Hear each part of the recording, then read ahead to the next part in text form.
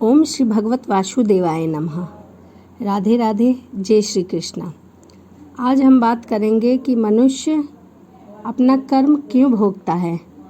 तो चलिए जानते हैं कि मनुष्य अपना कर्म क्यों भोगता है। आपके अपने YouTube चैनल में आपका तहे दिल से स्वागत है। भक्ति से कथाओं के लिए आप हमसे जुड़े रहिए और मैं प्रतिदिन आपके लिए धार्मिक एक न एक कथा लेकर अवश्य आऊँगी।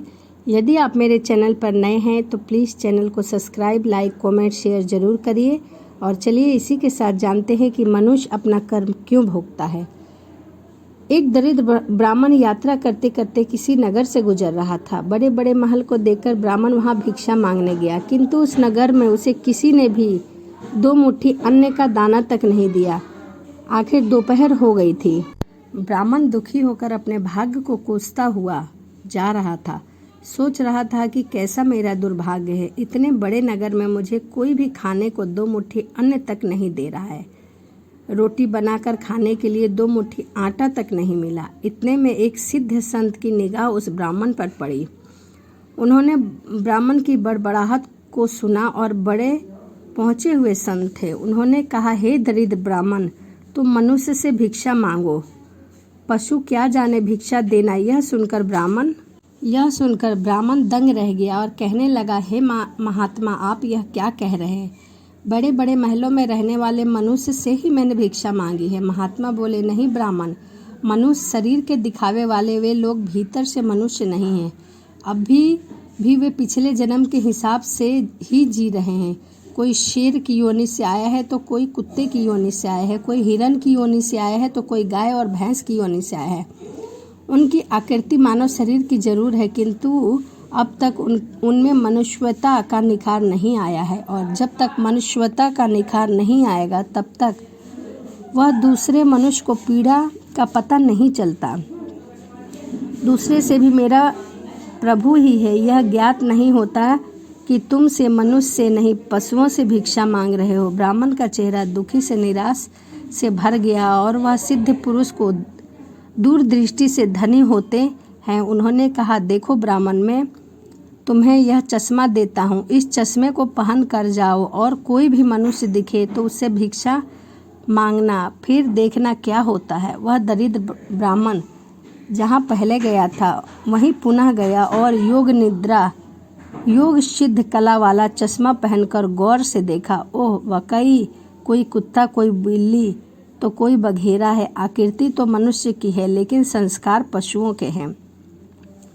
मनुष्य होने पर भी मनुष्यता के संस्कार नहीं है। घूमते घूमते वह ब्राह्मण थोड़ा सा आगे गया तो देखा कि एक मोची जूते सिल रहा है। ब्राह्मण ने उसे गौर से देखा तो उसे उसमें मनुष्यता का निखार दिखाई दिया। ब्राह्मण ने उसके पास जाकर कहा, भाई तेरा धंधा तो बहुत हल्का है और मैं ब्राह्मण रीति रिवाज का हूँ एवं कर्मकांड का भी बहुत चुस्ती से पालन करता हूँ। मुझे बहुत भूख लगी है, इसीलिए मैं तुझसे मांगता हूँ, क्योंकि मुझे तुझसे मनुष्यता दिखाई दे रहा है। वह मोची की आंखें से टप टप आंसू बरसने लगा। वह बोला, प्रभु आप भूखे हैं, ये मेरे भगवान भूखे हैं, इतनी देर आप कहाँ थे। यह कहकर मोची उठा और जूते सिलटकर टका आना 2 आना जो भी इकट्ठा किए था चिल्लर उसे रोज मार्ग से लेकर गया और हलवाई की दुकान पर पहुंचा और बोला, हलवाई भाई,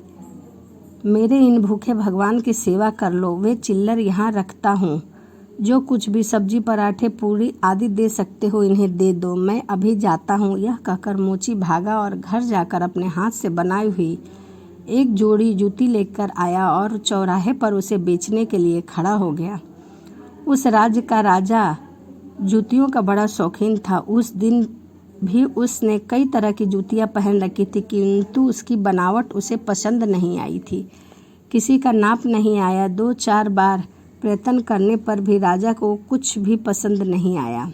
तो राजा मंत्री से क्रोधित होकर बोला, अगर इस बार ढंग की जूती लेकर नहीं आया तो तुम्हें इनाम नहीं दूंगा, और ठीक से नहीं लाया तो मंत्री के बच्चे तेरी खबर ले लूँगा। देव योग से मंत्री की नज़र उस मोची के रूप में खड़े असली मानव पर पड़ गई, जिस में मानवता लिखी हुई थी। इसकी आंखों से कुछ प्रेम के भाव थे, चित्त में दया करुणा थी। ब्राह्मण के संग का थोड़ा रंग लाल था। मंत्री ने मोची से जूते ले लिए एवं राजा के पास ले गया। राजा को वह जूती एकदम फिट आ गई और मानो वह जूती राजा के नाप की ही बनी हो। राजा ने कहा, ऐसी जूती तो मैंने पहली बार पहन रखी है, यह किस मोची ने बनाई है यह जूती? मंत्री बोला, हुजूर यह मोची बाहर ही खड़ा है। मोची को बुला लाया। उसको देखकर राजा की भी मानवता थोड़ी खिली। राजा ने कहा, जूती के तो 500 रुपये होंगे, किंतु यह 500 रुपये वाली नहीं, 500 रुपयों 1000 वाली जूती है। जूती बनाने वाले को 500 से भी अधिक, कुल 1000 से भी अधिक रुपए दे दिए गए। मोची बोला, राजा जी तनिक ठहरिए, यह जूती मेरी नहीं है, जिनकी है उसे मैं अभी लेकर आता हूँ। मोची जाकर विनय पूर्वक उस ब्राह्मण को राजा के पास ले आया। वह राजा से बोला, राजा जी यह जूती इन्हीं की है। राजा को आश्चर्य हुआ। वह बोला, यह तो ब्राह्मण है, इसकी जूती कैसे? राजा ने ब्राह्मण से पूछा तो ब्राह्मण ने कहा, मैं तो ब्राह्मण हूँ, यात्रा करने निकला हूँ। राजा, मोची जूती तो तुम बेच रहे थे, इस ब्राह्मण ने जूती कब खरीदी और बेची? मोची ने कहा, राजन मैंने मन में ही संकल्प कर लिया था कि जूती की जो रकम आएगी वह इन ब्राह्मण देव की होगी। जब रकम इनकी है तो मैं इन रुपयों को कैसे ले सकता हूँ, इसीलिए मैं इन्हें यहाँ लेकर आया हूँ। न जाने किसी जन्म में मैंने दान करने का संकल्प किया होगा और मुकर गया होगा, तभी तो यह मोची का चोला मिला है। अब भी यदि मुकर जाऊंगा तो न जाने मेरी कैसी दुर्गति होगी। इसीलिए ही राजन, यह रुपया मेरा नहीं है, मेरे मन में आ गया था इस जूती की रकम इनके लिए होगी। फिर 500 रुपये मिले या फिर 1000 मिले तो भी इनका ही होगा।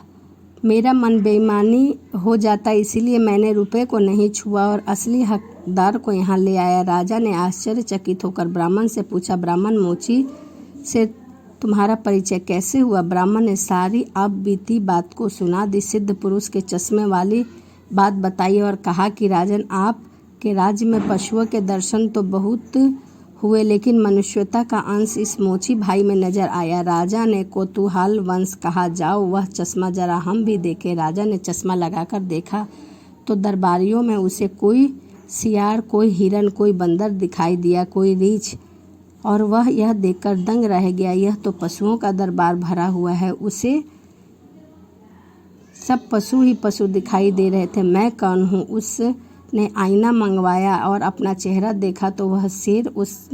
उससे बहुत आश्चर्य हुआ कि सारे जंगल के प्राणी और जंगल का राजा शेर यहाँ भी इनका राजा बना बैठा है। राजा ने कहा, हे ब्राह्मण देव, योगी महाराज का यह चश्मा तो बहुत ही गजब है। ऐसे महापुरुष कभी कभी ही मिलते हैं और कठिनाइयाँ से श्रद्धावान ही ऐसे महापुरुष से लाभ उठा पाते। बाकी तो जो मनुष्य के चोले में पशु के समान है, वो महापुरुष के निकट रहकर भी अपनी पशुता नहीं छोड़ पाते। ब्राह्मण ने आगे कहा, राजन, अब तो बिना चश्मे के भी मनुष्यता को परखा जा सकता है। व्यक्ति के व्यवहार को देखकर ही पता चल जाता है कि वह किस योनि से आया है। एक मेहनत करे और दूसरा उस पर हक जताए तो समझ लेना कि सर्प योनि से आया है, क्योंकि बिल खोदने की मेहनत तो चूहा करता है, लेकिन सर्प उसे मारकर अपना बल और अधिकार जमा बैठता है। अब इस चश्मे के बिना भी विवेक का चश्मा काम कर सकता है और दूसरे को देखने की अपेक्षा स्वयं को ही देखे कि हम सर्प योनि से आए हैं कि शेर की योनि से आए हैं, या सचमुच में हमें मनुष्यता खिली है। यदि पशु बाकी है तो वह भी मनुष्यता में बदल सकती है। कैसे? गोस्वामी तुलसीदास जी ने कहा है कि कुसंस्कारों को छोड़ दे, बस अपने कुसंस्कार अपने आप निकलेंगे तो ही निकलेंगे। अपने भीतर छिपे हुए पशुता को आप निकालोगे तो ही निकलेगा। यह भी तब संभव होगा जब आप अपने समय की कीमत समझोगे।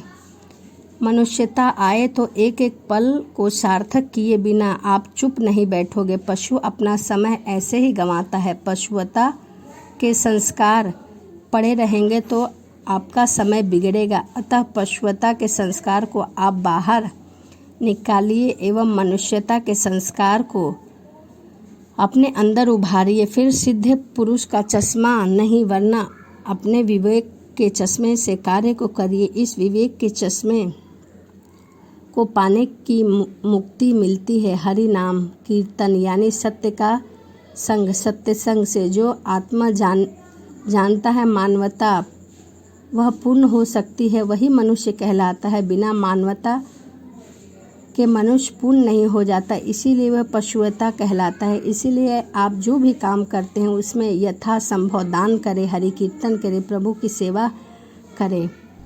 तो यह कथा थी मनुष्यता और पशुवता की। मनुष्य को अपना कर्म यही भोग के जाना पड़ता है, इसीलिए अच्छे कर्म करिए। तो चलिए इसी के साथ मिलते हैं अगली वीडियो में। राधे राधे, जय श्रीमन नारायण।